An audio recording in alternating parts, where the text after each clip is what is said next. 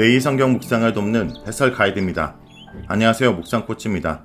함께 읽고 나눌 말씀은 레위기 26장 14절에서 26절까지 말씀입니다. 순종에 따른 축복의 약속에 이어 불순종에 따른 저주의 경고들이 잇따라 등장합니다. 이 재앙과 고통들은 전형적인 언약 위반에 따른 징벌들입니다. 여기서는 우선 두 가지 대표적 재앙이 이어집니다. 적국이 쳐들어와 땅을 유린하고 극심한 가뭄으로 땅은 황폐해질 것입니다. 그러나 만일 그들이 회개하지 않는다면 7배나 더한 재앙들이 닥칠 것입니다. 이러한 징벌은 하나님 백성이 회개하도록 하기 위한 하나님의 엄격한 교육 방식이기도 합니다. 14절에서 18절 읽겠습니다. 그러나 너희가 내게 청종하지 아니하여 이 모든 명령을 준행하지 아니하며 내 규례를 멸시하며 마음에 내 법도를 싫어하여 내 모든 계명을 준행하지 아니하며 내 언약을 배반할진대 내가 이같이 너에게 행하리니 곧 내가 너희에게 놀라운 재앙을 내려 폐병과 열병으로 눈이 어둡고 생명이 쇠약하게 할 것이요 너희가 파종한 것은 헛되리니 너희의 대적이 그것을 먹을 것임이며 내가 너희를 치리니 너희가 너희의 대적에게 패할 것이요 너희를 미워하는 자가 너희를 다스릴 것이며 너희는 쫓는 자가 없어도 도망하리라. 또 만일 너희가 그렇게까지 되어도 내게 청종하지 아니하면 너희의 죄로 말미암아 내가 너희를 7배나 더 징벌하리라. 14절에서 18절은 불순종에 따른 저주 중 적들의 침략입니다. 순종의 성경적 개념은 잘 듣는 것입니다. 바꿔 말하면 진정으로 잘 듣는다는 것은 곧 말씀대로 행하는 것입니다.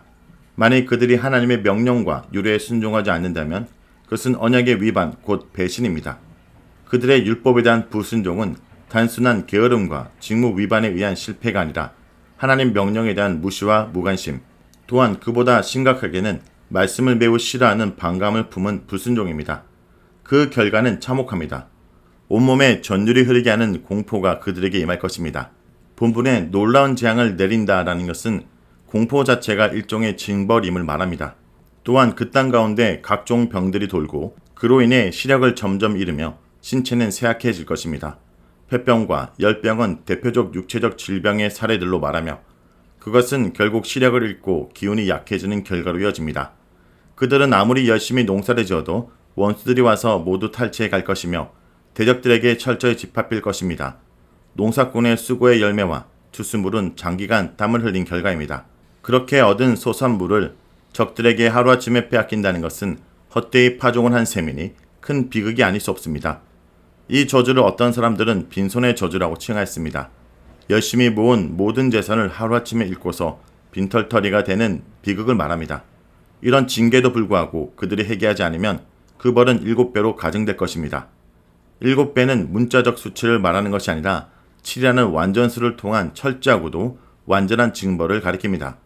실제로 이스라엘 백성은 후대에 오랜 배교와 반복된 불순종, 우상숭배와 도덕적, 영적 타락 속에 지내다가 이 가혹한 징벌을 피할 수 없게 되었습니다. 19절에서 22절 읽겠습니다.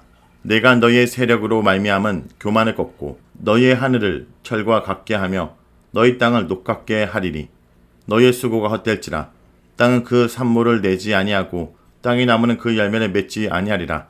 너희가 나를 거슬러 내게 청종하지 아니할진대 내가 너희의 제대로 너희에게 7배나 더 재앙을 내릴 것이라. 내가 들짐승을 너희 중에 보내리니 그들이 너희의 자녀를 움키고 너희 가축을 멸하며 너희 수요를 줄이리니 너희의 길들이 황폐하리라. 19절에서 21절은 불순종에 따른 저주 중 가뭄과 땅의 황폐함입니다. 하나님께서는 불순종한 이스라엘의 규고만장함을 꺾으시는 분입니다. 세력은 두려움을 모르는 이스라엘의 의기양양한 기세를 의미합니다. 하나님의 축복을 받은 그들은 강한 민족으로 자랐습니다. 그러나 자신들의 경제력과 군사력, 늘어난 인구와 풍부한 식량이 어느새 자신들의 힘으로 쟁취한 업적과 자랑거리로 전락할 것입니다. 그 결과 그들은 하나님을 망각하고 그분의 율법을 멸시할 뿐더러 풍요와 힘의 진정한 근원이 되시는 하나님을 노골적으로 대적하기까지 할 것입니다. 하나님은 눈을 감고 계시거나 잠들어 계시는 법이 없습니다. 순종하는 백성에게 복을 주시기에 분주하실 뿐 아니라 불순종하는 백성들에게는 징벌을 가하기 위해 역동적으로 행동하십니다. 그들은 철저히 약독한 불순종의 대가를 받을 것입니다.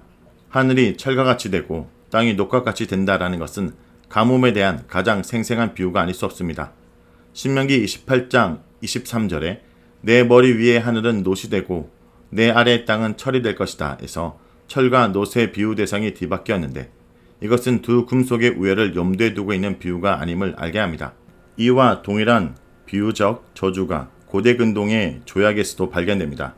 철은 이미 주전 3500년경에 재련되기 시작했으며 창세기 4장 22절에서 증거되는 바 두발가인의 록과 철을 다스리는 기술은 철 재련의 고대성을 잘 증거합니다. 주전 1200년경에 블레셋은 뛰어난 기술로 철제 무기를 만들어 철기에 생소한 이스라엘을 오래도록 괴롭혔는데 이것은 팔레스타인 지역에서는 철 생산과 재련순이 상당히 후대에 본격화되었음을 시사합니다. 녹과 철 모두 부드러운 흙과 달리 아무런 수분이 스며들 수 없는 딱딱하고 강한 물질로서 오랜 내구성을 지닙니다. 따라서 하늘이 철판같이 되고 땅이 돈판같이 된다라는 것은 비 한 방울 내리지 않는 극심한 가뭄이 매우 장기적으로 지속될 것이라는 무서운 비유라 할 수 있습니다. 극한 가뭄으로 인한 논밭은 곡식이 자랄 수 없으며 가시수는 아무런 열매를 맺지 못할 것입니다. 다시 한번 7배의 징벌의 경고가 내려집니다. 만일 징계를 받은 후에 해결치 않을 경우, 즉 그들이 계속해서 하나님을 거슬러 욕주행한다면 그 재앙은 7배의 재앙, 즉 가장 처참하고 완전한 재앙으로 이어질 것입니다. 7배로 표현된 징벌은 성경에서 여러 차례 등장합니다. 이어지는 징벌인 들짐승이 너희 자녀를 움킨다 라는 말은 들짐승에게 자녀를 잃어 무자식의 신세가 된다는 뜻입니다. 기하급수적으로 번식하는 포악한 들짐승은 어린 자녀뿐 아니라 기르는 가축을 무수히 잡아먹어 그들은 파산에 이를 것이며 인구는 급감할 것입니다. 자녀를 낳지 못하는 무자녀와 자녀를 잃게 만드는 육식동물의 저주 또한 고대 근동의 전형적인 언약 저주의 조항입니다. 길이 황폐해진다는 것은 여행자의 발길이 뚝 끊긴 결과입니다. 가뭄과 경제적 파탄, 침략을 당한 상황으로 인해 또한 온 땅의 무성한 들짐승으로 인해 사람들은 더 이상 여행을 할 수 없게 됩니다. 결국 도로는 방치되어 풀들로 무성한 채 황폐해질 것입니다. 23절에서 26절에 읽겠습니다. 이런 일을 당하여도 너희가 내게 돌아오지 아니하고 내게 대항할진대 나 곧 나도 너희에게 대항하여 너희 죄로 말미암아 너희를 7배나 더 치리라.